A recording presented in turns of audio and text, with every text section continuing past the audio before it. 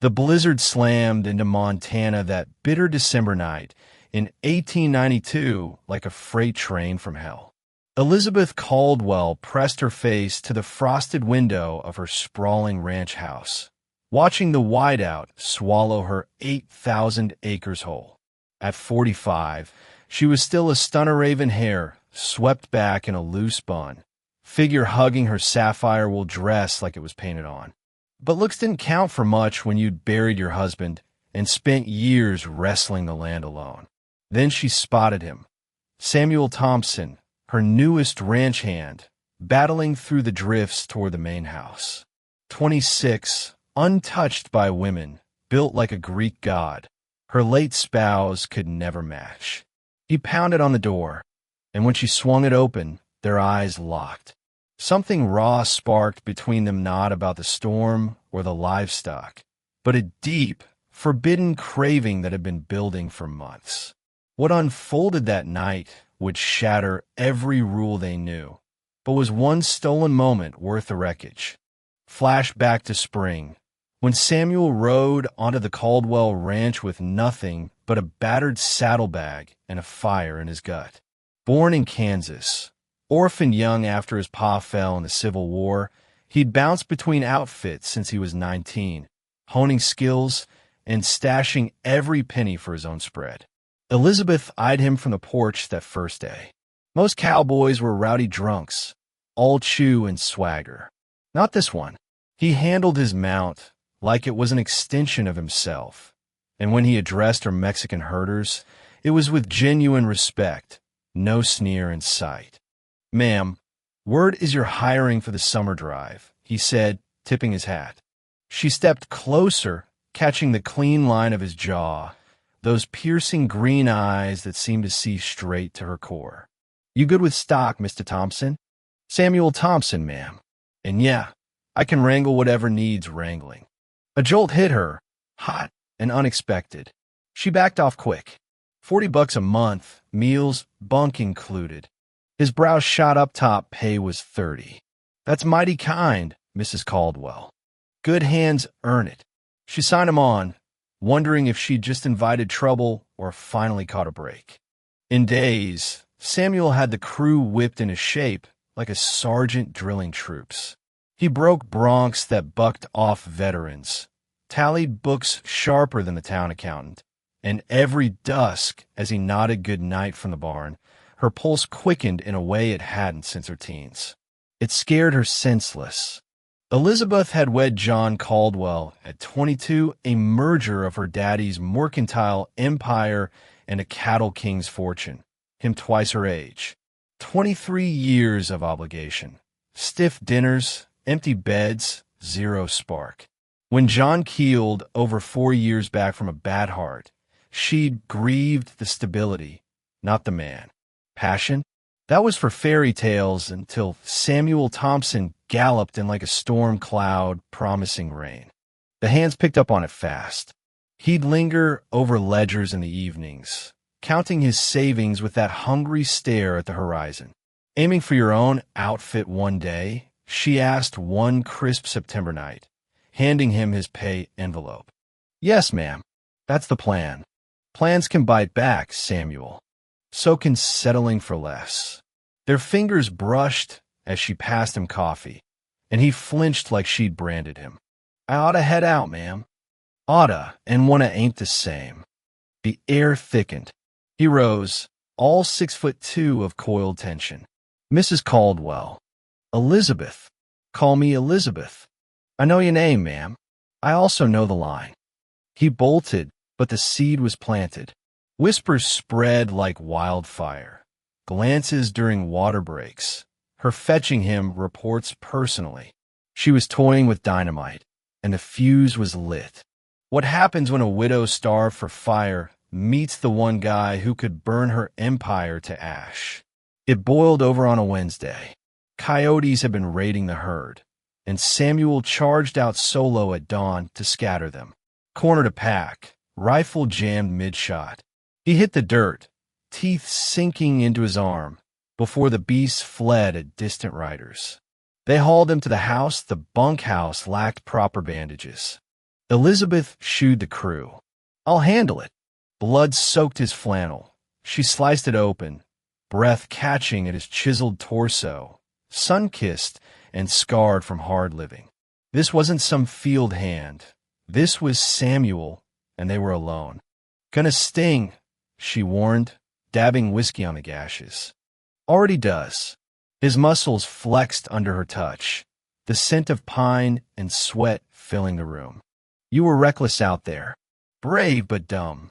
Couldn't lose the stock. Stock's replaceable. You ain't. Their gazes collided, breaths sinking. Mrs. Caldwell. Elizabeth. She bandaged him close, face inches from his. Say it. Just once. I can't. Say it, Samuel. Elizabeth. The word hung heavy, waves crashing through her. She finished, hand lingering on his chest, feeling his heart thunder. Your trouble, Samuel Thompson. No, ma'am. You are. He stood, inches apart, heat radiating. The boys are jawing. I know. Reverend Hayes pulled me aside Sunday, asking if I'm conducting myself properly with my help. What did you say? Told him to butt out. Samuel grinned, lighting up like dawn. That's my woman. My woman. Her legs buckled. I should can you, for your sake. You should, but you won't, because I'm tired of empty nights, and you're the first real spark in decades. She retreated, but the damage was done. That night, dreams of green eyes and strong arms haunted her. She was doomed salvation or ruin. The blizzard sealed it. She dispatched the crew to town earlier, save Samuel, who stayed for barn duty. The cook had skedaddled to her kin. Alone at last, she busied herself with supper, ignoring the pounding wind, the creaking timbers, the ache building inside. His knock rattled her bones. Livestock's bedded down, ma'am, but this blow's fierce. Get in here before you freeze. Snow dusted his coat. She poured coffee, spiking it with bourbon to steady her nerves. They sat by the hearth, flames dancing shadows across his face. Tell me about Kansas. Your folks. Not much story. Pa gone at Shiloh. Ma followed from fever. On my own at 17. That's why you've never. She trailed off, cheeks burning. Been with anyone? Maybe. Or waiting for the right fit. Silence fell, storm raging outside. Samuel, You're gonna say I'm green. You're a proper widow, folks'll gab. She rose to the window, reflection mocking her. What if I skip all that? Then you're the gutsiest lady I know, or the craziest. He approached from behind, close enough to feel his breath. Maybe both. She whirled, his hand cupped her face. We shouldn't. We can choose, Elizabeth. For once. His lips met hers gentle, then fierce as she yielded. Years of frost melted in seconds. Hands fumbled buttons. They stumbled upstairs, firelight glowing on bare skin. I've never wanted like this, she murmured, shedding layers. We'll take it easy. He traced her curves reverently. Lord, Elizabeth, you're flawless. At 45, she felt reborn.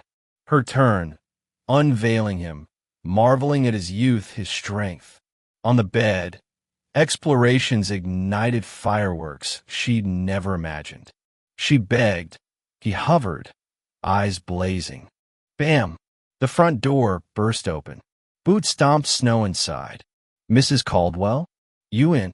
Samuel swore, rolling off. Dress now. She yanked on her gown, heart slamming. Voices climbed.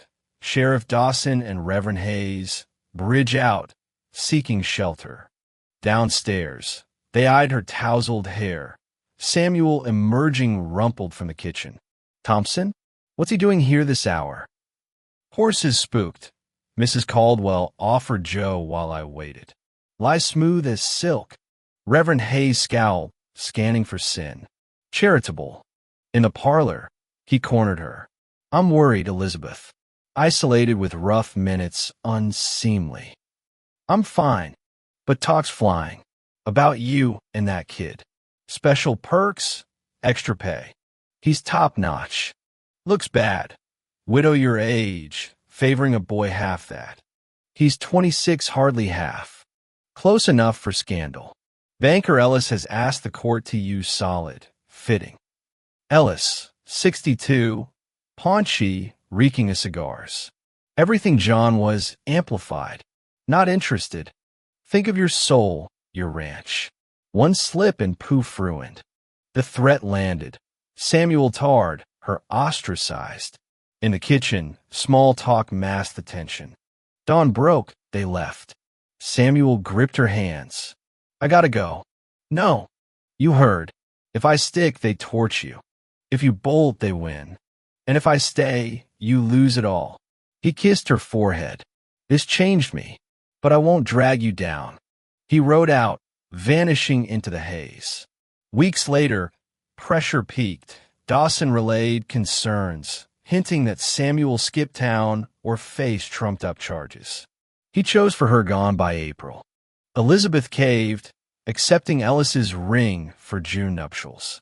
Not joy, but quiet. Safety. Then, a letter. No sender. Her name in a scrawl. Got a spread in Wyoming now. Small, but mine. Miss you fierce. Wonder if you do too. Always S. She clutched it, weeping for what-ifs. But tomorrow? She'd reply. Wedding news, move on, find a gal your age. Tonight, though, she savored being seen as Elizabeth, alive and desired. And sometimes memory sufficed. But fate twisted. Months blurred, the wedding loomed. Yet doubts gnawed. One eve, as thunder rolled, a rider appeared. Samuel, leaner, eyes fierce. Couldn't stay away. Sold the place, it's nothing without you. Sheriff will run you out. Lachin try. We fight this. Marry me, Elizabeth. Build our life. Scandal erupted. Town buzzed. Reverend railed from the pulpit. But Elizabeth stood firm, jilting Ellis, facing the mob. Hands quit. Bankers called loans. Yet allies emerged, herders loyal to Samuel, women weary of chains. In a showdown at the saloon, Dawson confronted them. This ends badly. Not if we leave, Samuel shot back. Start fresh, Idaho way. But Elizabeth dug in. This is my land. We stay. Sue if you must. The turning point, a petition from ranch wives backing her choice. Love ain't age-bound. Reverend backed off, shamed. Ellis slunk away. They wed quietly, blending ranches into one thriving empire. Years on, kids laughing, heard booming proof defiance paid off. Elizabeth, at Samuel's side, knew some fires were worth the burn. What do you think? Was Elizabeth right to defy society, or should she have played it safe? Drop your take in the comments, team passion or team tradition. Let's debate.